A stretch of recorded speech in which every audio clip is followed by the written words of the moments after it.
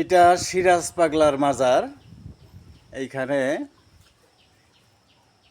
বৎসরে একবার ওরস হয়, একটা অনুষ্ঠান হয়।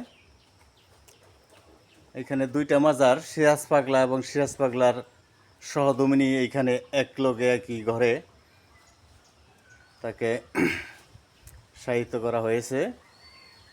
সিরাজ পাগলার মোজেজা সম্বন্ধে শুনেছি। সিরাজ পাগলা মরা গরু লাত্তি মেরে বলতো, ওঠ।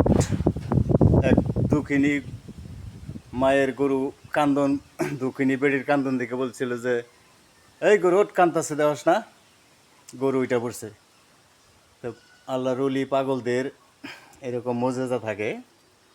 এই সিরাজ পাগলার মাজারের কাছ দিয়ে যাইতে সময় মনটায় খুব বললো যে সিরাজ পাগলার মাজারটা দেখা যাই। আমি এই সিরাজ পাগলার নাকি বৈশা অনেক আড্ডা করছি, অনেক গপ্প করছি, অনেক কথাবার্তা বলছি, অনেক কথাবার্তা শুনছি। উনি বলছেন যে নামাজ থেকে ছুটি নাই, প্রতিটা মুহূর্ত, প্রত্যেকটা শ্বাস প্রশ্বাসে যে আল্লাহ আল্লাহ জিকির করে, তার ওয়াক্তি নামাজের সময় নাই। এই ধরনের গভীর গভীর কিছু কথা তিনি বলতেন। বলছি যে আপনি নামাজ পড়েন না কে? তিনি বলছে যে আমরা তো নামাজই আছি, আমরা তো নামাজ থেকে ছুটি নেই না। এই সিরাজ পাগলার মাজার কথাটা মনে পড়লো। আমি বহুবার সিরাজ পাগলার সাথে আড্ডা করছি, মজা করছি, কথাবার্তা শুনছি। তার দিক নির্দেশনাগুলা আমার ভালো লাগছে। উনি একজন আল্লাহর ওলি ছিলেন, বন্দিগিতে রত থাকতেন সর্বক্ষণ।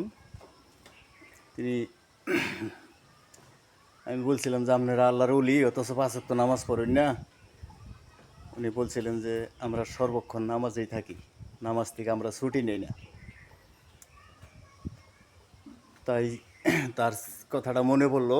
তার মাজারের পাশ দিয়ে যাইতেছিলাম, এই জন্য তার মাজারটা জিয়ারত করলাম। ওনাকে হাজার সালাম।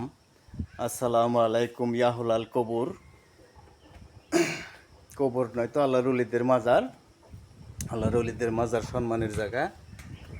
আমাদের কাছে, সুন্নিদের কাছে, যারা ওয়াহাবি তাদের কাছে হয়তো না।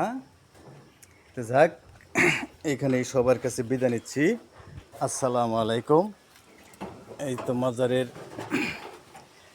পাশে একটা মাঠ। এই মাঠটায় এইখানে বছরে একবার হইলে একটা অনুষ্ঠান হয়, সিন্নি তবরক হয়। গরিব ছোট বড় সবাই এসে তবরক খায়। শীতের দিনে হয়।